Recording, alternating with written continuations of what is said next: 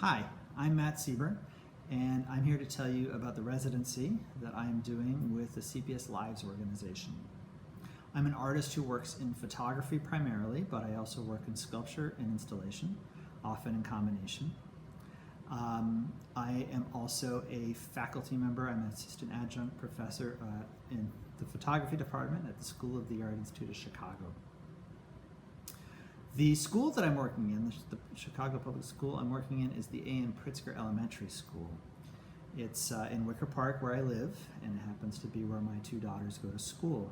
My oldest is in 3rd grade and my youngest is in kindergarten. Of course now, remote learning from home, which is only about a block and a half from the school. It was very close to my house, which made it very easy for me to make work there. It's also a school that I was already invested in and knew a lot of the people. So it made a lot of sense for me to make work within the school. The school is a very well-performing school at this point. For the last 10-15 years, it's been steadily increasing. A lot of that has to do with Dr. Reese, our principal. It's a very evenly distributed school demographically at this point. It's about 30% African American, 30% Latino, and 30% white, with 10% not fitting into any of those three categories, which is somewhat unusual for a Chicago public school. Usually there's a predominant demographic ethnic group of some sort. In this case, it's very evenly distributed for the time being, at least. It's also an arts magnet school, and it has a gifted program, so it does have a higher performing level within it as well for the options, they call it the options program. The work I've been doing in the school has taken a number of different approaches. What you're seeing here in this exhibition is some of the work I've been doing with objects within the school. Because I'm interested in sculpture and infrastructure in particular with my own practice, I decided to focus on the things that make up the learning environment within the school, that aid in the learning experience. Essential things most of the time, not always, that make the school work. So I've taken a number of approaches to that. One that you're seeing here is a singular object, and because I work both in photography and in the making of objects, three-dimensional objects, I think a fair amount about what it means and what it looks like to take a three-dimensional object and compress it into 2 dimensions, into that plane. What does it look like when you take 3 dimensions and make it 2? How can I present to you a way of looking, fixing a way of looking, I should say, with the camera lens on an object that maybe you wouldn't see yourself? There's already a way of that working anyway, because photography does that, right? It fixes a 2-dimensional space, 3-dimensional space into 2 dimensions. So by singling out a single object, I am trying to draw attention to it, an object that might not otherwise get noticed, in particular because it gets lost in the fray of all the other objects within the school. So it gives a moment to contemplate what these objects might do and how they might function in this space. Another approach that is being featured here in the exhibition is my assemblage work, and these are,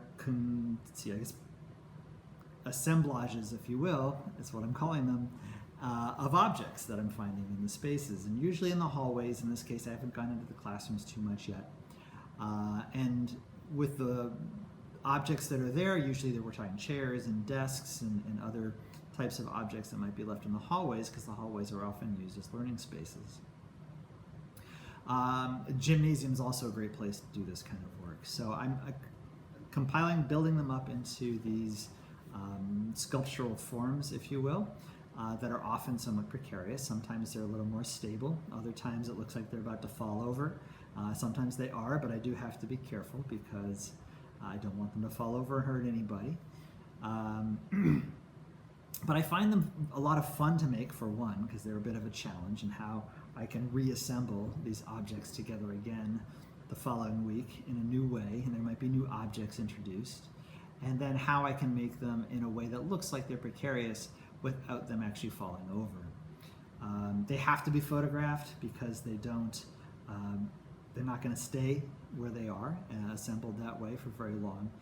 So the photograph then becomes the art, and the act of assembling is metaphorical, I think, and what the end product, right, has a lot of different readings that you could read into in terms of pedagogy, education, infrastructure.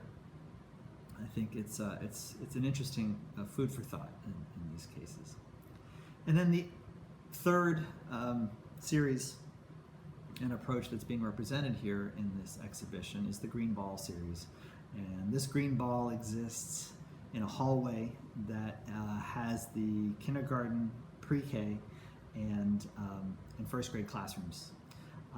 And it belongs to a teacher. The teacher didn't want it in her classroom anymore because it took up too much space, so she put it out in the hallway where other people could use it.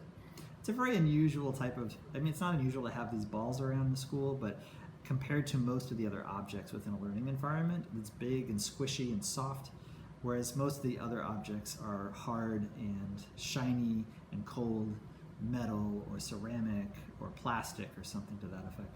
So I liked it as a counterpoint to most of the other objects I encounter within the school. And it became my starting point each day that I went in. So I would start off in the playground as students were assembling, and I would make some photographs of students. Then I would come inside, I'd go straight to this hallway and make a photograph of the green ball. This is, I think, 3 or 4 of them that you're seeing here in the exhibition. And I have a couple of dozen that I've made, and each time they're made in the same hallway using different approaches and trying to come up with new and different, refreshing ways to photograph it, to present it to you, even though it might hopefully look like it might be in a different place. Some of the approaches involve assemblage, like with the other work. Some of it's more a single object, and some of it I would put it more into the installation side of things, where the ball is actually playing off of three-dimensional space of the hallway, or maybe even using the walls of the hallway to stay up and suspended. So there are other aspects of objects within the school that I'm working on, but this was the edit for this exhibition, and I'm pleased with the way these have turned out so far, and I'm looking forward to making more. I feel like I was just hitting my stride and starting to figure some things out while this coronavirus came through and shut down the schools for now. So I don't know what next fall brings, but I'm hoping at some point I can get back into the school and do some more of this work.